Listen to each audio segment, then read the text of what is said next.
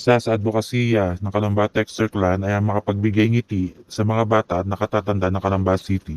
Kaya makakaasa po kayo na ito ay aming ipagpapatuloy sa abot na aming makakaya. The person behind the success of Calamba Textile Clan Incorporated. Mayor Roselia Ross Rizal. Vocalista Tuti Karingal. Batang Calamba, Sergino Salong. And Vice Mayor Attorney Toti Lazaro.